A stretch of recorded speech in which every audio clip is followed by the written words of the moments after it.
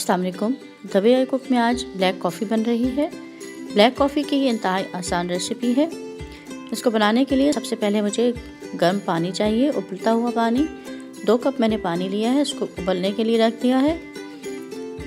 Coffee मैंने आप अपनी पसंद के मुताबिक लेंगे। यहाँ पर मैंने एक कप में 1 चाय का चम्मच डाली है और दूसरे में चाहें तो 1 चाय का चम्मच, लेकिन मुझे कम चाहिए इसलिए मैं हाफ़ टी स्पून लूँगी,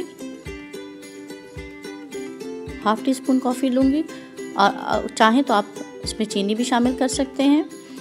पानी गर्म हो चुका है, इसको हम कॉफ़ी में डाल देंगे। अगर आप चीनी डालना चाहते हैं तो वो भी शामिल कर सकते हैं अपने जायके के मुताबिक। पानी डालने के बाद इसको अच्छी तरह से मिक्स कर लें। ब्लैक कॉफ़ी तैयार है। इस तरह से आप भी ब्लैक कॉफ़ी बनाइए और सर्दियों में एंजॉय कीजिए।